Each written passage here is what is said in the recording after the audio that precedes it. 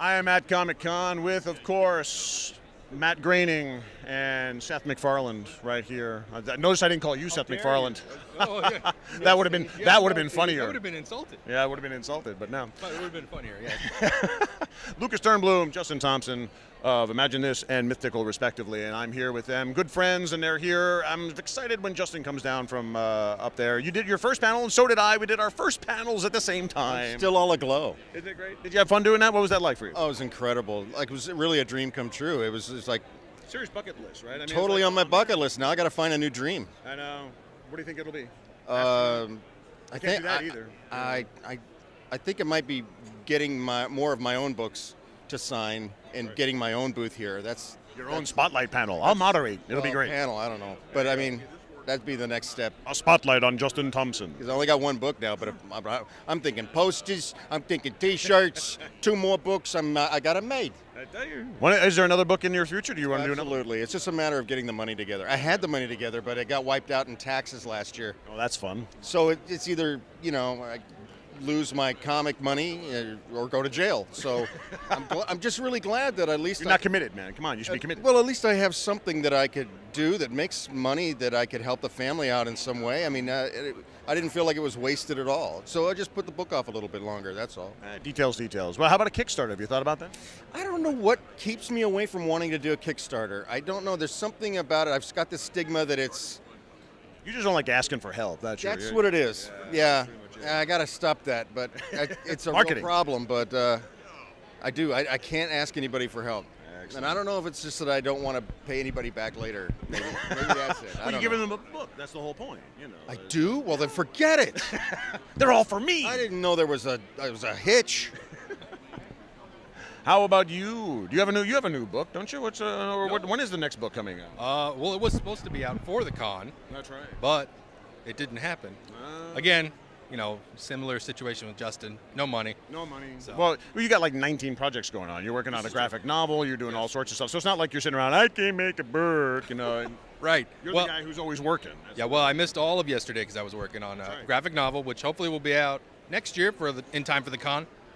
But we'll see. To speak about it at all? Not yet. Secret. I know, but you don't know. Yes, he knows. He does know. Yes. So how's the con been for you? You've been walking around. It seems like a bigger thing for me this year. What do you think? It does, and this has actually been the first year in a while that I've actually gotten to get out and look at things, and I haven't done that in years. What's your favorite thing? What's the coolest thing you've seen? The coolest thing I've seen so far was John Landis. Oh, yeah. I don't know if that qualifies as a thing. Yes. Yeah, Doug. Yeah. But no, there's lots of really neat things. I like the Optimus Prime, the gigantic Optimus Prime. I think it's pretty neat. But I haven't actually worked my way over there yet. Further over there. You got 2 young boys. When are you going to start bringing them? Hopefully tomorrow. Are you? We'll see. Yeah. Excellent. I'm bringing Katie. We'll bring them in. I think it's great. Yeah. Yeah. We'll see. I got the extra passes. We'll see if their moods are accommodating. So they're never accommodating. It's a crapshoot.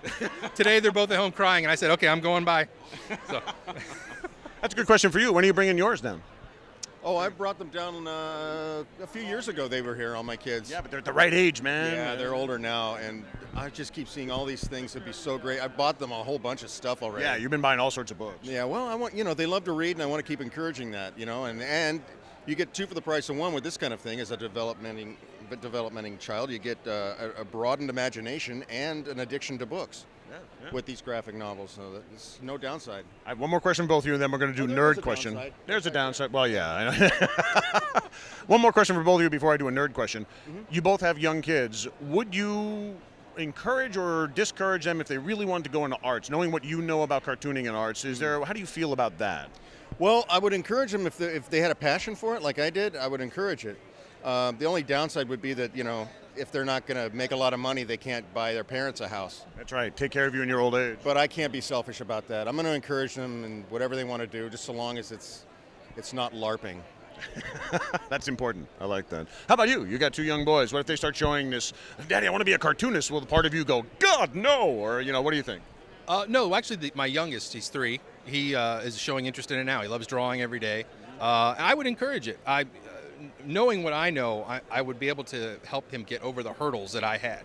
I help him avoid the things that the walls that you come across. But no, I would totally encourage it. That's what I keep saying. It's like I would be able to give them guidance that I didn't have. So in a lot of ways, it might be good. So Right, exactly. all right, now I have a nerd question for both of you at some point. I need you to choose a number from 1 to 10. Okay. What is it? 8. 8. It's not a magic trick. I just need to know the number. So, which Hogwarts house of Harry Potter would you be in and why? You're not a big Harry Potter fan. All right, I'll do that for you because you're the Harry Potter fan. All right. Which Hogwarts house of Harry Potter would you be in and why? Slytherin. Really? Yeah, of course. Of course, I'm evil. They get away with stuff. A lot of stuff. If you watch it, you're like, how is this possible? How are they still a house? I mean, what do they say? Every evil wizard comes from Slytherin? Yeah, don't you think they put 2 and 2 together at some point? You would think, but no, they get away with everything, so Slytherin. It would be like having the Avengers and Dr. Doom's house over there and say, boy, these bad guys keep coming from Dr. Doom's house. Yeah, see you next year. That's at the end of the year. They say, see you next year. Don't cause any mischief. Could be a mold problem. It could be. In the house. Yes. They are a sickly bunch, so... Yeah, pasty nerds with wands, basically. So, all right, choose another number, just not 8. 7. 7, lucky number 7. If you could live in the world of Star Wars or Lord of the Rings, which would you choose? And I already know your answer because you don't like Lord of the Rings. But let's say medieval world, because you were a jouster, and I know you love Renaissance. How about that? Not a magical one, just a medieval world or Star Wars? Very easy. Star Wars, because in Star Wars they have indoor plumbing. That's too practical. Practical guy. Yeah, you are a practical guy. And in Star Wars, you would still be able to use a sword. Yeah.